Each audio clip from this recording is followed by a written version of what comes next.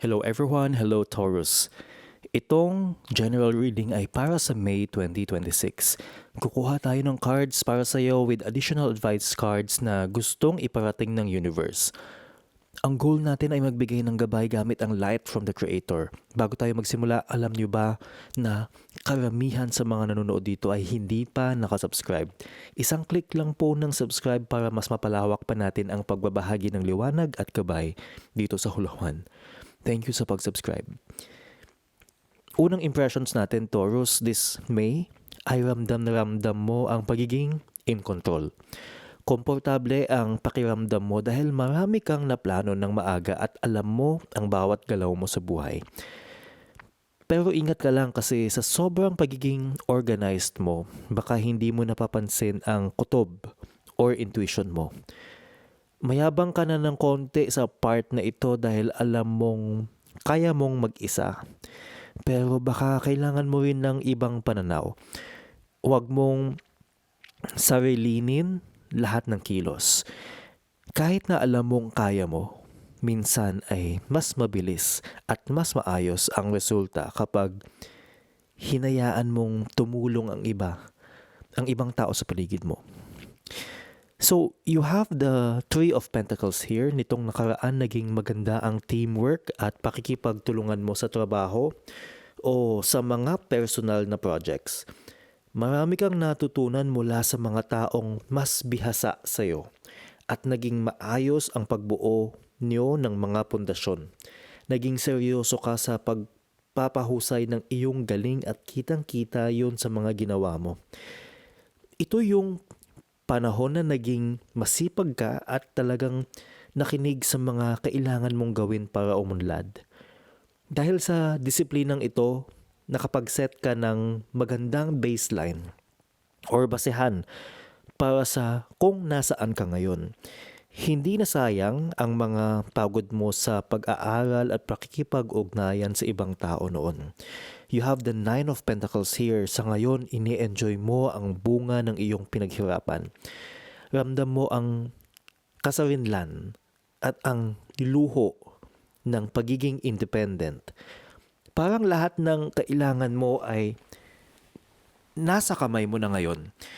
Abot kamay mo ang tagumpay na pinagtrabahuhan mo ng matagal at may sense of peace ka na nararamdaman.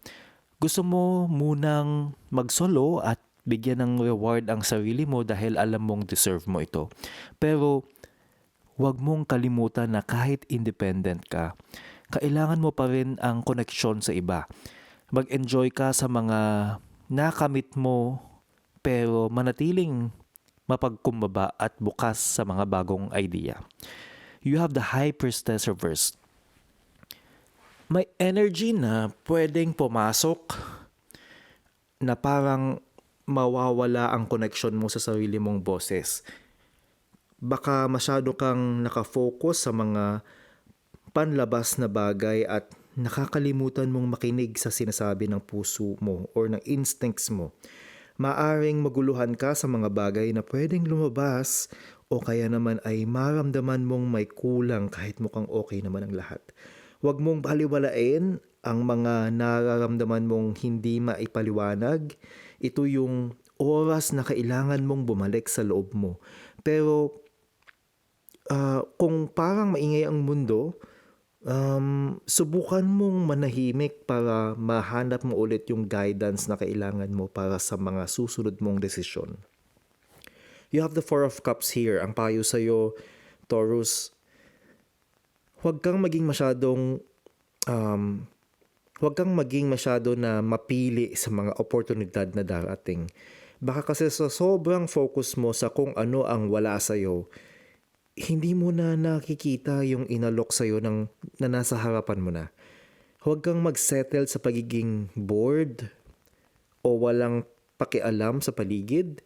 Minsan ang kailangan lang ay bagong perspective para makita mo na may mga magagandang bagay papalang naghihintay sa'yo. Buksan mo yung mga mata mo sa mga hindi inaasahang biyaya. Huwag mong hayaan na dumaan ang May na nakasimangot ka lang at hindi pinapansin ang mga blessings na dumarating sa buhay mo. You have the Seven of Wands here. Ang kalalabasan nito ay kailangan mong panindigan ng iyong mga desisyon. Maraming pwedeng humamon sa iyo o kumontra sa mga ginagawa mo. Kaya kailangan mong maging matatag at huwag magpatalo. Magkakaroon ka ng lakas ng loob na ipagtanggol ang mga pinaghirapan mo. Kahit na nakakapagod ang laban, ramdam mo na ikaw ang nasa itaas at ikaw ang may kontrol sa sitwasyon. Magtatagumpay ka basta't hindi ka susuko sa mga pressure ng paligid mo. Panatilihin mo ang iyong tapang dahil sa dulo, ikaw pa rin ang lalabas na panalo sa lahat ng pagsubok. Please subscribe, like, and huwag kalimutan i-share sa mga kilala ninyo na kailangan ng reading. Maliit na bagay lang to support this channel. Ang unang advice card is Organize for Success. Sinasabi nito na ayusin mo ang iyong mga gamit at finances para maging malinaw ang iyong direksyon. Ang kaayusan sa paligid ay nagdadala ng kaayusan sa isip. Kaya simulan mo na magligpit ng mga kalat. Dahil masyado kang focus sa sariling galing, ang pagiging organized ay makakatulong para mas makita mo kung saan mo pa kailangan ng tulong ng iba. Ito ang susi para hindi ka ma-overwhelm. Your next advice card is Sever Vows of Poverty. Paalala ito na huwag mong limitahan ang sarili mo sa kung ano man ang kung ano lang yung tingin mong sapat. Bitawan mo ang takot na mawalan ng pera at magtiwala ka na lagi kang sapat at deserve mo ang lahat ng magagandang bagay. Ang card na ito ay nagpapaalala na ang iyong tagumpay ay bunga ng iyong sariling halaga. Huwag kang matakot na gastusin ang bunga ng iyong pagod para sa iyong ikasasaya.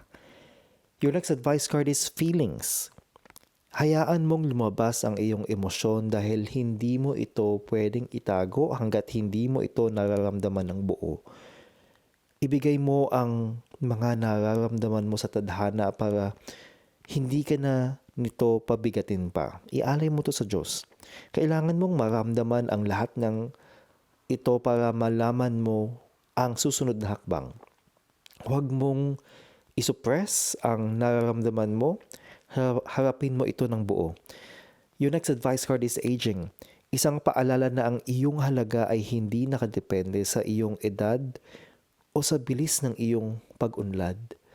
Puno ka ng sigla at ganda kaya huwag mong isipin na may mga bagay na hindi mo pwedeng gawin. Gamitin mo ang iyong wisdom na nakuha sa paglipas ng panahon. Ang bawat karanasan mo ay nagpatibay sa iyo para maging leader na kailangan mo ngayon. Taurus, your next advice card is Eagle, Mastery. Ikaw ay nasa isang mahalagang paglalakbay at kailangan mong lumipad ng mataas. Bitawan mo ang nakaraan at hayaan mong ang hanging dala ng spirit ang gabayan ka sa iyong landas.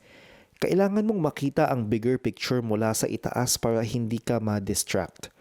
Ang pag-angat ng pananaw ang magbibigay sa iyo ng control na kailangan mo. Your next advice card is Raven, Shaman. Isa kang tagalikha at may taglay na mahika. Gamitin mo ang iyong mga talento para sa kabutihan. May kapangyarihan ang iyong mga salita at karunungan kaya gamitin mo ito para gumawa ng mga himala sa buhay mo. Ikaw ang may hawak ng kapangyarihan sa iyong buhay. Gamitin mo ang iyong talino para makagawa ng mga pagbabagong magpapaganda sa iyong hinaharap. Taurus, please follow or subscribe. Hula Juan para may aabangan kang forecast for your sign. And always remember, sa lahat ng gagawin mong desisyon, dapat mabuti ang iyong intensyon. See you sa next Hula Juan.